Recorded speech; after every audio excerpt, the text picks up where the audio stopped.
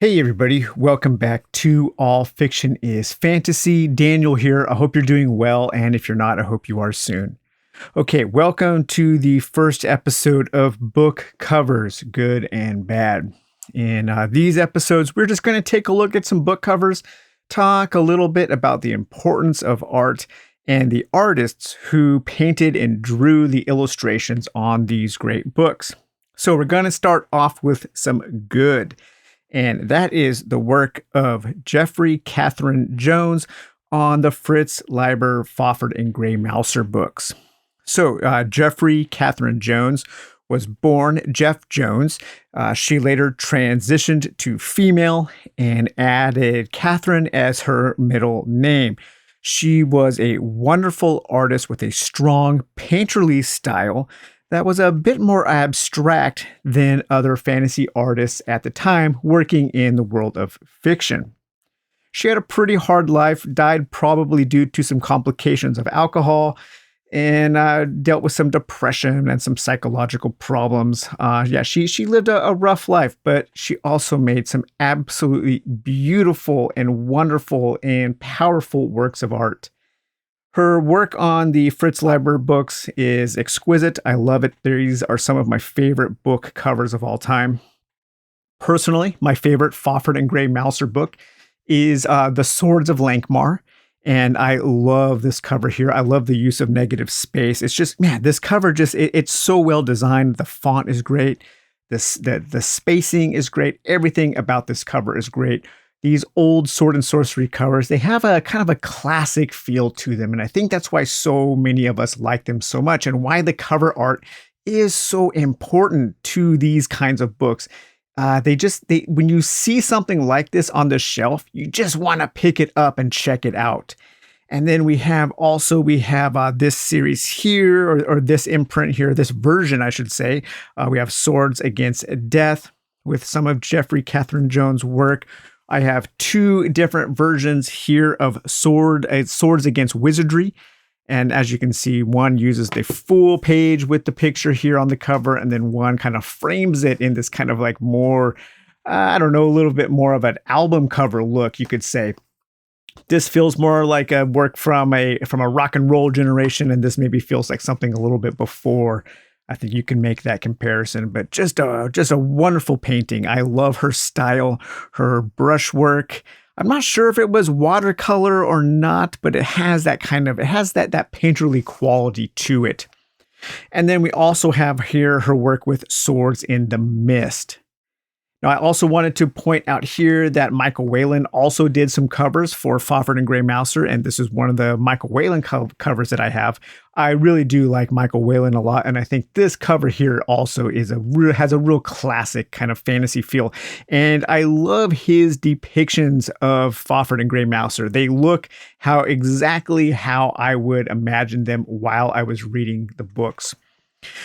We have taken a look at the Dungeon Dive. We have taken a look before at artists' trading cards, but I do have a whole set of Jeffrey Catherine Jones artist cards, and these are so cool. I like to use these when I'm playing solo role-playing games as inspiration for my adventures and my characters and my stories, and I find that the art really helps to kind of trigger my imagination and to take it places where it maybe wouldn't go otherwise. And now we're going to stick with Fafhrd and Gray Mouser, but we're gonna kind of move into the bad here. And here we have this latest, the later version or the later volume of Fafhrd and Gray Mouser, The Knight and Knave of Swords, with this cover here by DKS, Darrell K. Sweet. So Darrell K. Sweet was a very, very prolific fantasy and science fiction cover artist all through the 70s, 80s, 90s, and into the early 2000s.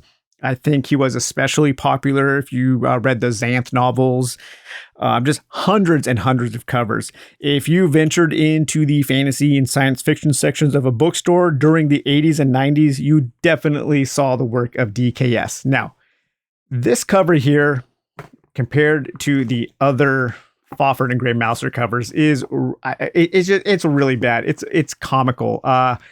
I've never read this volume of Fafhrd and Grey Mouser, so I don't know. Maybe there is a story in this collection where they are dressed in these brightly colored, puffy-sleeved tunics.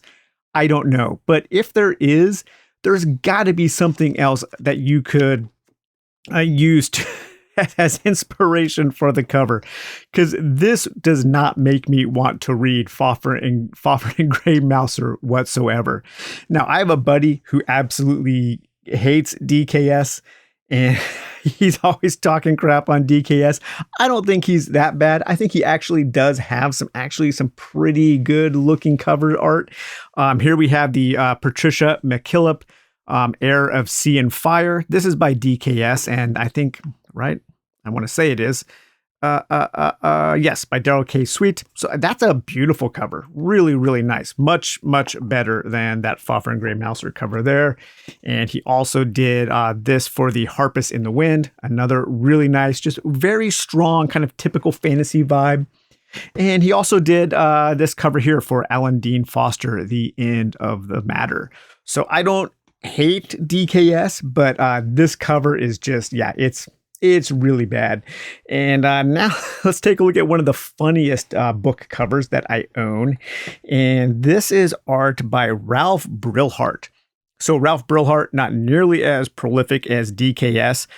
He did do the cover to one of my favorite books of all time, and that's Philip K. Dick's Martian Timeslip.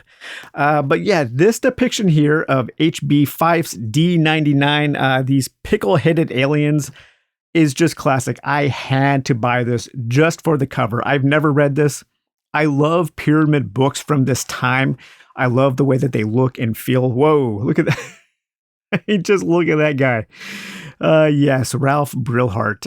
Yeah, so he has a pretty classic kind of golden age science fiction style. And I probably have more of his books. I know I have the Martian Timeslip version. But I saw these pickle-headed aliens, and I just had to have D99. When the interstellar diplomats and the space fleets can't handle the job, it's up to D99. I wonder if the pickle-headed aliens are D99, if there's some kind of pickle-headed alien task force or something. I have no idea.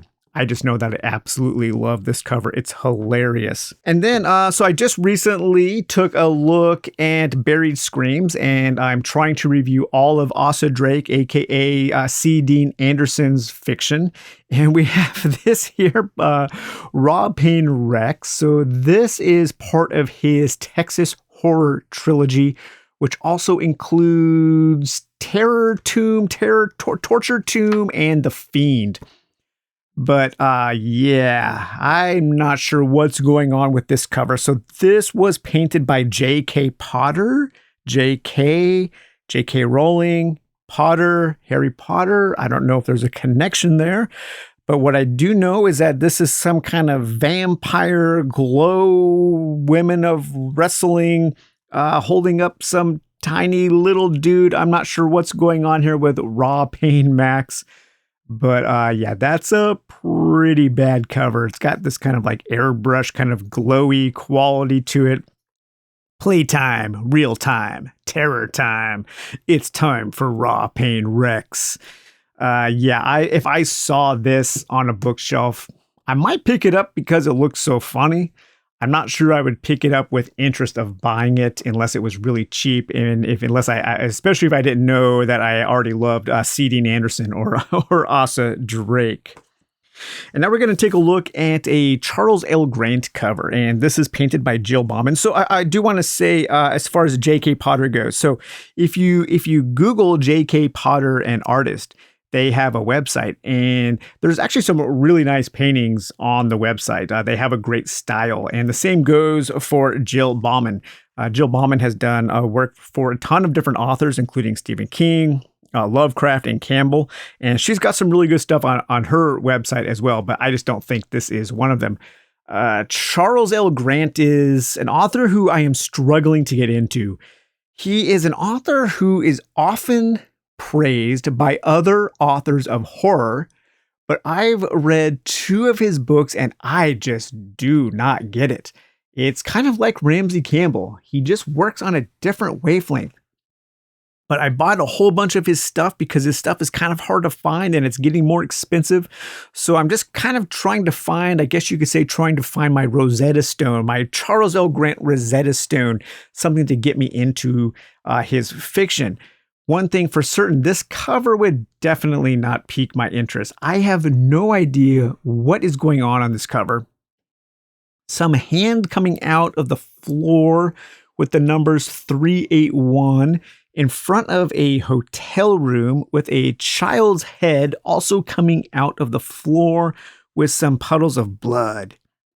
Crimson smelling stuff. I don't know, his blood. Yeah, I don't know. It looks like maybe a Garth Marenghi cover or something. Welcome to Starburst, a quiet seaside resort where the people of the future escape to the past and where only 4 things are certain. 1, 4 people are dead. 2, you are next. 3, the murderer isn't human. 4, night is falling. Yeah, not sure. It sounds very confusing. This cover confuses me, and I just have no idea what it is trying to convey. Now, one cover that I know for certain what it is trying to convey is by Keith Stillwagon. And that is his cover here for Lan Carter's Keswick, an adult fantasy. Okay, just take a moment to take in this cover here. I will wait a minute for the acid to kick in. You can practically smell the bong water used to water down these paints, to wet these paints. So this is kind of like the ultimate in cheesy fantasy art. If I only had a van, right?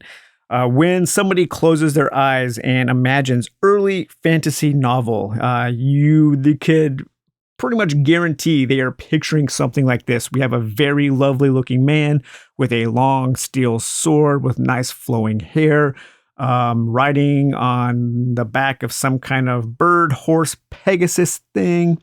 With this cosmic space background.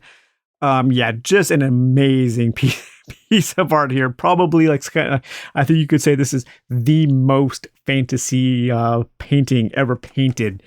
And I know that Keith Stillwagon has a bunch of kind of very, very brightly colored psychedelic art on his website as well. So, all right, you guys. Well, I hope you enjoyed taking a look at some of these covers, some good, some bad. And even the bad ones have some character. They are at least more exciting than the crap we have in the bookstores today, where they are literally, I'm not even making this up.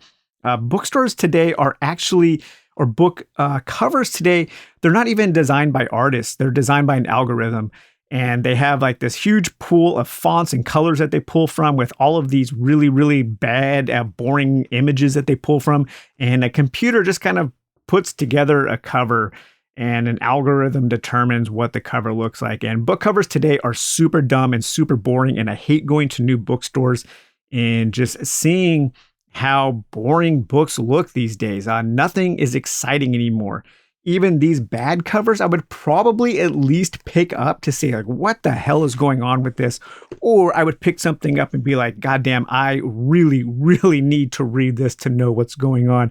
And when a cover attracts your attention, a cover is, for me, the cover is one of the most important parts of a book. So, all right, you guys, hope you enjoyed taking a look at these covers. We will do more episodes like this in the future. Take it easy. Bye-bye.